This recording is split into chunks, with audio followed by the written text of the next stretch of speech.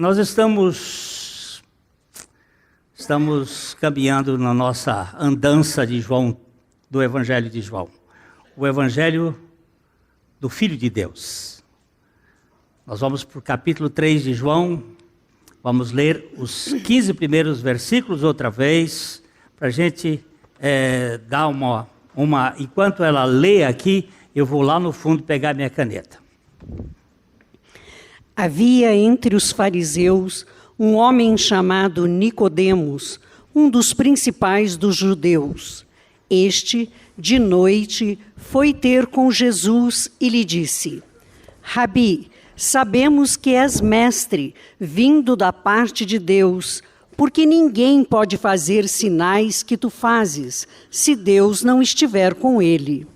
A isto respondeu Jesus: em verdade te digo, que se alguém não nascer de novo, não pode ver o reino de Deus. Perguntou-lhe Nicodemos: como pode um homem nascer sendo velho? Pode, porventura, voltar ao ventre materno e nascer segunda vez? Respondeu Jesus: em verdade te digo, quem não nascer da água e do Espírito não pode entrar no reino de Deus. O que é nascido da carne é carne, o que é nascido do Espírito é Espírito. Não te admires de eu te dizer: importa-vos nascer de novo. O vento sopra onde quer, ouves a sua voz, mas não sabes de onde vem, nem para onde vai. Assim é todo o que é nascido do Espírito. Então lhe perguntou Nicodemos: como pode suceder isto? Acudiu Jesus: tu és mestre em Israel e não compreendes essas coisas? Em verdade te digo, que nós dizemos o que sabemos e testificamos o que temos visto. Contudo, não aceitais o nosso testemunho. Se tratando de coisas terrenas, não me credes, como crereis se vos falar das celestiais? Ora, ninguém subiu ao céu, senão aquele que de lá desceu, a saber, o Filho do Homem que está no céu. E do modo porque Moisés levantou a serpente no deserto, assim importa o Filho do Homem seja levantado, para que todo o que nele crê tenha a vida eterna. Pai Celestial, concede-nos a graça da revelação da Tua Palavra. Fala conosco pelo Teu Espírito, tanto no ouvir quanto no falar, que o Teu Espírito haja, para que Jesus Cristo seja glorificado. No nome de Jesus. Amém. Repetir é um processo necessário. Nós conhecemos a história de um pastor, Severino Araújo. Quando ele era jovem, ele foi levado para pregar numa congregação. E estava lá um velho missionário americano chamado T.C. Bagby. E o T.C., ele costumava pegar as pessoas para pregar na hora. E ele disse: Severino, você vai pregar hoje. E Severino era estudante, seminarista. Ele ficou muito trêmulo, muito preocupado. Então ele abriu João 3 e disse: vamos ler João 3:3. Na verdade, te digo, que se alguém não nascer de novo, não pode ver o reino de Deus. Prezados irmãos e irmãs, Jesus disse, na verdade vos digo, que se alguém não nascer de novo, não pode ver o reino de Deus. E não pode ver o reino de Deus porque Jesus disse, na verdade vos digo, que se alguém não nascer de novo, não pode ver o reino de Deus. Irmãos, não pode ver o reino de Deus porque Jesus disse, na verdade vos digo, que se alguém não nascer de novo, não pode ver o reino de Deus. Irmãos, Jesus não mente, ele disse, na verdade vos digo, e ele ficou 5 minutos. Ele não disse mais nada do que isto. E ele sentou. Trêmulo, achando que foi uma decepção, e T.C. Bagby disse, Severino, em toda a sua vida, você nunca mais vai pregar um sermão tão poderoso quanto este. Fique certo disso, Severino. Esta foi a sua maior mensagem, ainda que tenha sido muito curta. E a sua melhor mensagem. Você não saiu da palavra de Deus. Eu sei que às vezes a gente quer coisas novas e não beber a mesma fonte da água nova, que é a mesma palavra de Deus. A nossa tendência é por curiosidade, é por conhecimento. A árvore que nós comemos no Jardim do Éden foi a árvore da ciência, do conhecimento do bem e do mal. Mas o que nós precisamos é da árvore da vida. E nós precisamos nos fundamentar na palavra de Deus. Esse capítulo 3 de João, ele talvez seja assim, o capítulo mais importante da Bíblia. Se toda a Bíblia desaparecesse e ficasse o capítulo 3 de João, haveria um avivamento neste mundo. Porque ele trata daquilo que é fundamental. Nós cantamos aqui nessa igreja, durante algum tempo, Aviva-nos, Senhor, pelo novo nascimento. Era um cântico que era um pedido. Porque, de fato, avivamento não é animação. Não é a pessoa fazendo coisas da alma, da ânima, mas é a vida. E a vida vem exatamente por meio de Jesus Cristo. O que significa este nascimento de novo, esse nascimento do alto, esse nascimento de cima? Vamos voltar aí a olhar um pouquinho.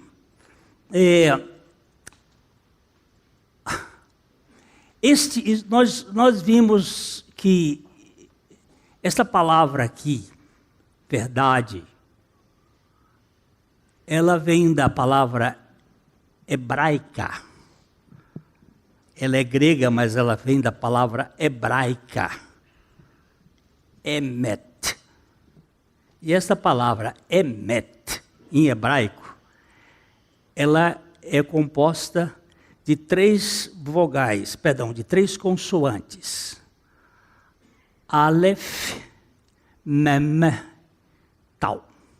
A primeira, a do meio e a última letra do alfabeto hebraico. Simplesmente curioso que esta palavra, verdade, ela toma todo o alfabeto, ou seja, o primeiro, o meio e o fim, para formar uma palavra que tem a conotação de nos revelar aquilo que é. O que é Jeová, é aquele que é o Senhor. Jesus aqui repete, na verdade, eu disse domingo passado, já outro anterior, de que essa é uma expressão que aparece só no Evangelho de João. E 25 vezes João usa na verdade, onde Jesus queria dar toda a ênfase. E ele está dizendo, eu te digo que se alguém não for nascido do alto, nascido de novo, nascido de cima, nascido de Deus, porque é um nascimento divino. No versículo 6, Jesus disse que o que é nascido da carne é carne, e o que é nascido do Espírito é Espírito. Ele não disse o que é nascido da carne foi carne, é carne. E o que é nascido do Espírito será Espírito, não, é Espírito. São dois nascimentos, o da carne, que torna o homem carnal, e o do Espírito, que torna o homem espiritual. Os dois nascimentos são importantes para alguém entrar no reino de Deus. Para que alguém entre no reino de Deus, precisa nascer da carne e depois nascer do Espírito. Nascer neste mundo e depois nascer no mundo de Deus. Tem que nascer na família humana e depois nascer na família divina. O que só nasce na família humana e não nasce na família divina, não pode entrar no reino de Deus. Para entrar no reino de Deus é preciso haver dois nascimentos. O nascimento da carne e o nascimento do Espírito. O nascimento da carne foi consequência da junção dos nossos pais físicos. O nascimento espiritual é consequência da operação do Espírito Santo em nossas vidas.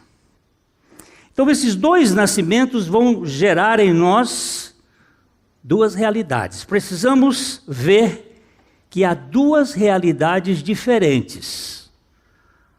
Vamos dar uma olhadinha em 2 Coríntios, capítulo 4, versículo 17 e 18. Você não está com gripe não, né? Então abre aí para mim. Porque a nossa leve e momentânea tribulação produz para nós eterno peso de glória, acima de toda comparação, não atentando nós nas coisas que se veem, mas nas que se não veem, porque as que se veem são temporais e as que não se veem são eternas. Preste atenção nesses dois versículos. Primeiro que nós temos, e está falando para os crentes, uma leve e momentânea tribulação. Não existe possibilidade de nós vivermos neste mundo como cristãos sem tribulação. No mundo sereis atribulados. Você nasceu de novo? Nasci. Pois então, meus parabéns, bem-vindo à casa da tribulação. Você vai ser atribulado. No mundo tereis tribulação. Mas mas tem de bom ânimo. Eu venci o mundo. Jesus está dizendo, eu venci. E nós vamos ser mais do que vencedores por causa dele, não é? Mas veja bem, a nossa leve e momentânea tribulação produz para nós eterno valor, peso, significado de glória acima de toda a comparação. Não pense que a tribulação que você passa nesse mundo é algo desprezível, porque a tribulação produz a perseverança produz a experiência, e assim nós vamos caminhando na esperança. Tudo que acontece conosco tem um propósito de Deus, porque todas as coisas cooperam para o bem daqueles que amam a Deus. Não fique achando, eu precisava achar uma vacina contra a tribulação. Não existe. E, por outro lado, benditas são as tribulações. Na nossa capa do boletim hoje, aí, há umas palavras sobre a tentação. Muita gente quer estar fora da tentação, mas a tentação faz parte do propósito de Deus nas nossas vidas. Porque se somos humanos, a Bíblia diz que não vem nenhuma tentação que não seja humana. Toda tentação me leva para o colo do meu Pai. Agora ele diz assim, não atentando nas coisas que se veem, mas nas que se não veem, porque as que se veem são temporais, e as que se não veem são eternas. Nós temos um mundo espiritual acima e um mundo físico abaixo. E nós precisamos entender que esse mundo espiritual é uma realidade que só quem nasceu de novo pode enxergar. Você não enxerga? Não. É porque não nasceu de novo. Precisamos entender que é o Espírito Santo que nos leva a este novo nascimento. Não é algo que a gente faz. Não é pregador que vai fazer alguém nascer de novo. Lógico que existe o pregador para trazer a palavra, mas é o Espírito Santo quem vai levar a pessoa ao novo nascimento. Nós vamos dar uma olhadinha num texto que eu acho muito importante, lá no profeta Ezequiel, no capítulo 36, os versículos 25 até o versículo 33. Mas nós vamos andando nele a piano. Vamos andando bem passadamente. Então aspergirei água pura sobre vós, e ficareis purificados de todas as vossas imundícias, e de todos os vossos ídolos vos purificarei. Deixa o texto baixado um tiquinho, só para a gente... Nós vamos trabalhar com o texto indo e vindo, tá bom? Então nós vamos lá um pouquinho. Aspergirei água pura sobre vós.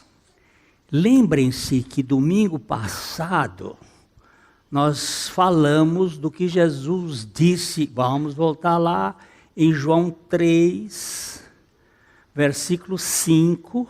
João 3, 5. Eu digo, a gente tem que fazer assim, ir lá e cá. Vamos para frente e para trás. Vamos lá para João 3, 5. Respondeu-lhe Jesus, em verdade vos digo, quem não nascer da água e do Espírito não pode entrar no reino de Deus. O que é nascido da água? O que é a água? Até onde eu posso entender água na Bíblia, ela se refere à palavra. Então, alguém diz assim, Onde é que você vai dizer que é assim mesmo? Vamos pegar um outro texto. Efésios, capítulo 5, versículo 25. Vamos ver se é esse. Efésios 5, 25. Não é. Maridos, É aqui, é o 26. É o 26. Para quê? Para que santificasse, tendo-a purificado por meio da lavagem de água pela palavra. Olha, água, santificasse a igreja que Cristo amou a igreja, e a si mesmo se entregou por ela. Por quem Cristo se entregou? Pela igreja. Ele se entregou pela igreja, e ele fez uma obra para que a santificasse, tendo-a purificado por meio da água pela palavra. Vamos para Tito 1:5. Tito 1:5.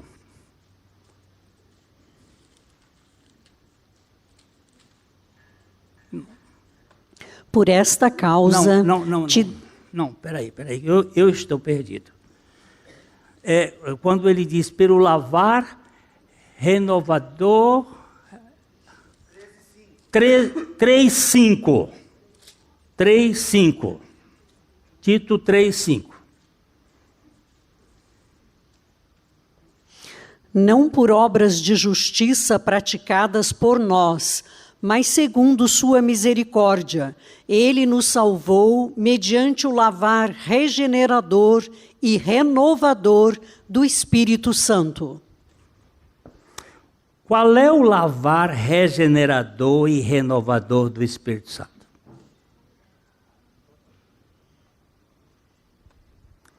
Qual é o lavar regenerador e renovador do Espírito Santo?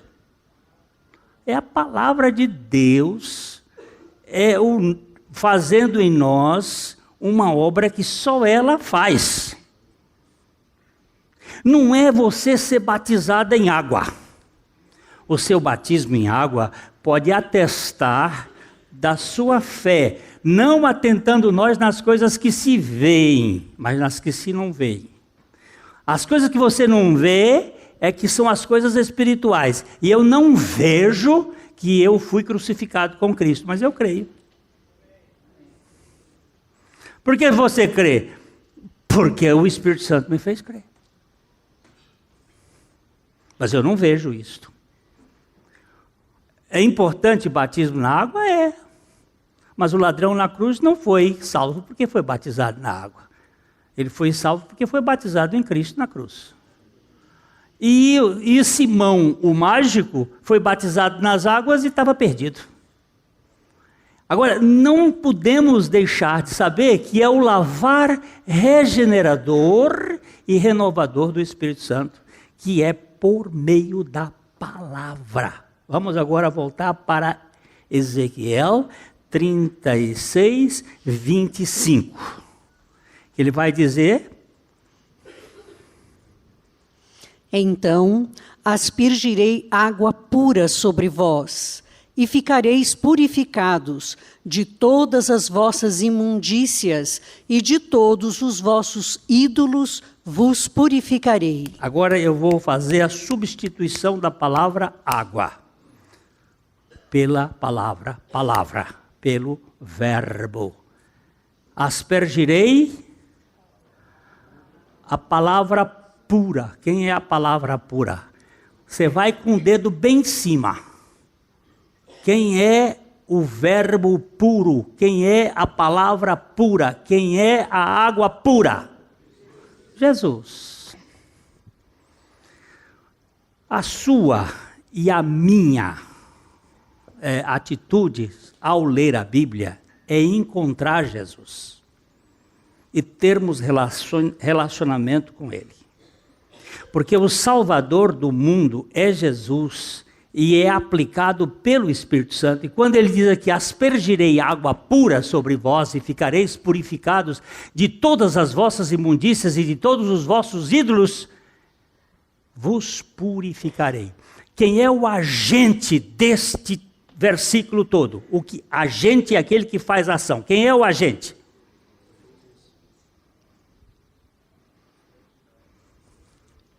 Quem é o agente disso aqui? É Deus que está dizendo. Eu vou dizer assim, é a Trindade.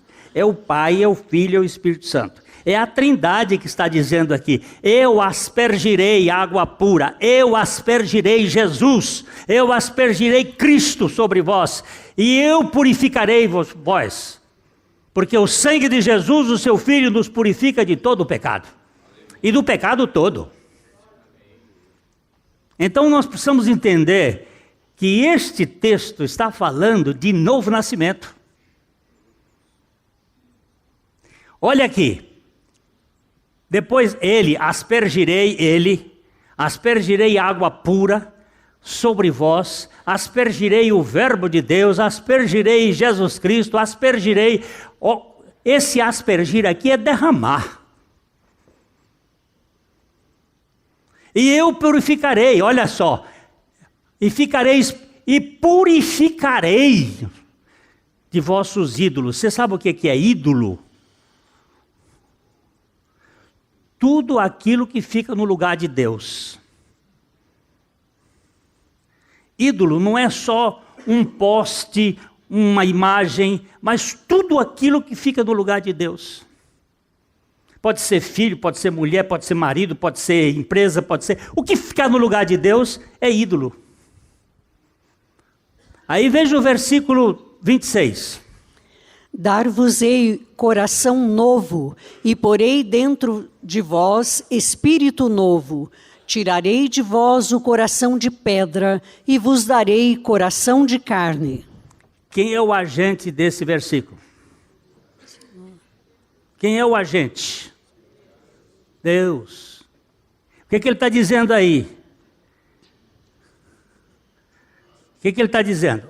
Preste sempre atenção em termos de povo, em termos de igreja. Deus não trabalha só com indivíduos, Ele trabalha com o povo. Nós vimos ainda há pouco que Ele deu a sua vida pela sua igreja. Entenda que igreja não é só, a assembleia não é só de Jesus para cá. Tem a igreja do tempo primitivo, isso você só vai ler isso lá no capítulo 13 de Hebreus. A igreja dos primogênitos de Deus desde a antiguidade, que é a Sião celestial, ela vai ser composta pelos salvos antediluvianos, pelos salvos do tempo dos patriarcas, pelos salvos do tempo da igreja como nós conhecemos, pelos salvos da grande tribulação e pelos salvos do milênio. Porque Deus tem um povo que Ele chamou de povo peculiar dEle, de exclusividade dEle, zeloso de boas obras para Ele. Então Ele está dizendo que dar-vos-ei um coração, dar-vos-ei, dá a ideia de coletividade, não só o povo de Israel, mas também a igreja, toda a assembleia dos salvos, dos santos de Deus, dar-vos-ei, eu vos darei. Não é vocês que vão adquirir, sou eu que vou dar. E eu vou dar um coração novo, porque o coração de vocês é um coração de pedra. O que significa coração de pedra? Onde é que está a pedra? Está ali, ó. O que significa coração de pedra? Duro, empedernido, sem vida, mas ainda não chegaram na símile, no que é que está dizendo. Ó. Coração de pedra é coração de Adão, porque Adão foi feito do pó. E o pó é de quê? É da pedra. O pó é da pedra. E vos darei um coração de carne. O que é coração de carne? É vida, Mas não chegou no símile, não chegou na realidade. Quem é o coração de carne? Jesus. Por que que Jesus não é da semente de Adão? Jesus é da semente da mulher. E a mulher foi feita de quê? Carne. Eu tirarei, aqui é como se fosse assim, eu tirarei Adão de você e colocarei Cristo em você. Tirarei o coração de pedra e vos darei um coração de carne. E depois que eu fizer isso, o que eu vou fazer? Porei dentro de vós o meu espírito e farei que andeis nos meus estatutos, guardeis os meus juízos e os observeis. Ó, agora ele começa mostrando. Eu porei, depois que ele nos tira o coração de pedra, nos dá o coração de carne, ele põe o espírito. Tira o coração de pedra, dá o coração de carne, põe o espírito. Para quê? Para quê? Olha lá. Para que, e farei que andeis nos meus estatutos. Urubu come o quê? Canário come o quê? Põe alpiste dentro de um lugar onde tem urubu. Ele come? Por quê? Natureza dele é de carniça. Põe carniça onde tem um canário. Ele come? Não. Por quê? Não é da natureza dele. Agora, Deus tem que mudar esta natureza para que nós tenhamos esta inclinação. Tiro o coração de pedra, vos dei um coração de carne e farei que andeis nos meus estatutos, guardeis os meus juízos e os observeis. Vamos continuar. Habitareis na terra que eu dei a vossos pais, vós sereis o meu povo e eu serei o vosso Deus. Aí vocês vão ter um ambiente que é produzido por mim. Ele está falando para o povo judeu, mas isso também tem implicações com a igreja em qualquer tempo.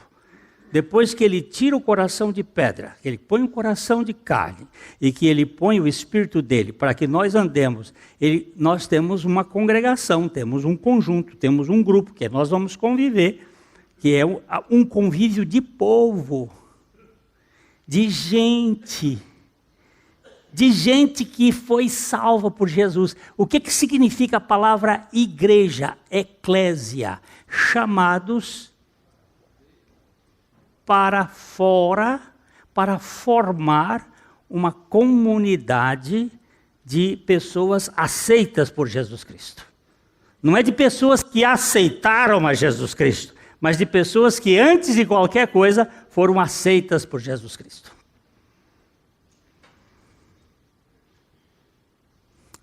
Aí, livrar-vos-ei de todas as vossas imundícias, farei vir o trigo e o multiplicarei, e não trarei fome sobre vós. Aí ele diz, olha, aí eu vou alimentar vocês, eu vou ter pão, eu farei vir o trigo. Quando eu vejo trigo aqui, logo me intriga porque que isso não se refere à própria pessoa de Jesus, que ele disse, eu sou o pão que desceu do céu para alimentar vocês, eu vou dar vida a vocês. Eu logo acho Jesus no trigo. Eu não fico olhando as coisas visíveis, eu tenho que olhar as coisas invisíveis. E se eu ficar olhando só as coisas visíveis, eu me perco na terceira dimensão e fico procurando governabilidade para esse mundo que é ingovernável. Eu tenho que procurar aquele que me dirige em toda a dimensão espiritual. E multiplicarei e trarei, não tereis mais fome. E aí o verso 30... multiplicarei o fruto das árvores e a novidade do campo, para que jamais recebais o opróbrio da fome entre as nações. Não é fome zero aqui? Não sei o que é isso, não. É mais do que fome zero, é é plenitude, é abundância de vida, vida abundante, aquilo que Jesus prometeu. Verso 31. Então vos lembrareis dos vossos maus caminhos e dos vossos feitos que não foram bons. Tereis nojo de vós mesmos por causa das vossas iniquidades e das vossas abominações. Você vê onde é que vem o arrependimento? Você acha que o arrependimento, eu tenho que me arrepender para que Deus me aceite? O arrependimento vem depois que ele faz tudo, ó. Então, aqui no Isbel, havia um professor antigo americano que ele dizia assim: todas as vezes que você vê então na Bíblia, então você pare para meditar. Porque todo então está dizendo para trás. Então, essa conjunção aqui está fazendo uma abordagem. Olha, tem um HAIJP 405 Civic. Está em lugar perigoso. Então, vos lembrareis. Agora começa o processo conosco. Vos lembrareis de quê? Dos vossos maus caminhos, dos vossos feitos que não foram bons. E aí, tereis nojo. Aí é que você começa a perceber que o nojo vem por causa da vossa iniquidade e das vossas abominações. Primeiro, 25, agora vamos voltar lá. Primeiro 25, lá. 25. Então, esse então estava mostrando que lá para trás o povo estava descambado no pecado. Então aspergirei água pura sobre vós. Aqui é obra divina. Toda a obra divina desse então aqui, até o então de lá. Então aspergirei água pura. Então eu operarei por meio de Jesus Cristo entre vós e purificareis das vossas iniquidades e todos os vossos ídolos. Dar-vos-ei coração novo, porei dentro de vós espírito novo, tirarei de vós o coração de pedra, vos darei. Olha, eu não falei isso aqui, ó. Espírito novo e meu espírito. Primeiro ele vivifica o nosso espírito para depois o Espírito Santo vir morar em nós. Isso é ordem bíblica. Ele não põe o Espírito Santo num gambá. Ele tem que primeiro operar o gambá, para depois o Espírito Santo vir morar. E aí ele diz: tirarei de vós o coração de pedra, vos darei, porei dentro de vós o meu espírito, farei que andeis nos meus estatutos, aí habitareis, terei fartura, e aí quando chega no 31, então, depois que você nasceu de novo, depois que você foi transformado, você que tem vida, a vida dada por Deus, aí vos lembrareis. Arrependimento vem em consequência da misericórdia e da graça de Deus. É diferente. Na religião, não. Você tem que se arrepender para que Deus lhe perdoe. Isto leva o sujeito a ficar desesperado. Porque ele faz e não consegue. E tenta, é uma tentação terrível e não consegue, não tem descanso nunca. Mas sabe de uma coisa? A religião, ela dá a sensação de que você é importante no processo e você compra a ideia e tenta fazer a coisa, mas só que quanto mais você faz, mais cansado você fica. Não é que a nova criatura não faça, ela faz. Tanto querer como realizar é obra divina. Porque é Deus quem realiza em vós, tanto querer como realizar. Não é peso, é prazer. Então, aí quando vamos para o 30 aí, para frente um tiquinho, sobe mais do 30, aí depois do então, agora veja o 32. 32. Não é por amor de vós, fique bem entendido, que eu faço isto, diz o Senhor Deus. Envergonhai-vos e confundi-vos por causa dos vossos caminhos, ó casa de Israel. Deus disse, não, ó, fique sabendo que não é por amor de vós que eu faço isso. É por causa de mim mesmo. Sou eu mesmo que estou com isso aqui. Sou eu que estou nesse negócio. E esse negócio é meu. Vocês são minha propriedade. Propriedade exclusiva e eterna. Por amor a mim mesmo. E o verso 33... Assim diz o Senhor Deus, no dia em que eu vos purificar de todas as vossas iniquidades, então farei que sejam habitadas as cidades e sejam edificados os lugares desertos. Quando eu fizer isso, vocês vão verificar que a vida desértica, vazia, seca, que vocês estão tendo, vai ser uma vida de... Depois ele vai dizer isso num outro texto de Isaías, como um jardim regado. A vida de vocês vai ter significado. Vai ser um jardim florido e regado. É Deus fazendo em nós a obra da regeneração. É o Espírito Santo quem opera esta obra em nós. A natureza dessa mudança... A regeneração do nosso espírito tem a ver com a obra do Espírito em nossas vidas. Aqueles que são assim regenerados são feitos espirituais, enxertados em Cristo Jesus, feitos um só espírito com Cristo, tornam-se parte da família divina. Vamos dar só uma olhadinha em 1 Coríntios, capítulo 6, versículo 17.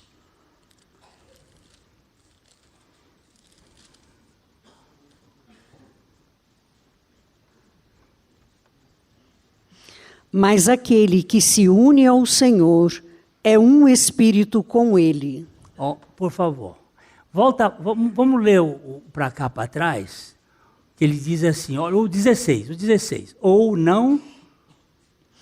não sabeis que o homem que se une à prostituta forma um só corpo com ela?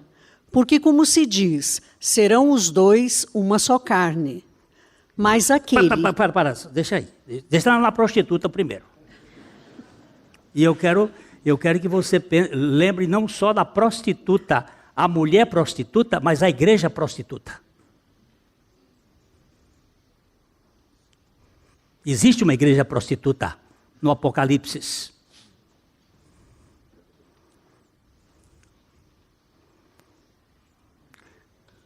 Aquele que se une com a mulher, com a prostituta, se torna uma só carne com ela. Não pense você que ao lançar o esperma no ventre da mulher, que aquele ato, depois de lavado, fica limpo. Não fica. As suas células ficaram nela e as células dela ficaram em você. Eu olho para o Mário Rocha e para a Cota e vejo os dois muito parecidos hoje. Porque tem células do Mário Rocha na Cota e tem células da Cota no Mário Rocha. Estou dizendo besteira, doutor? Estou falando agora com o professor da universidade. E todas as vezes que nós nos unimos com uma prostituta ou um prostituto, nós não só copulamos, nós nos identificamos. A carne dela passou para ser minha e a minha carne passou a ser dela.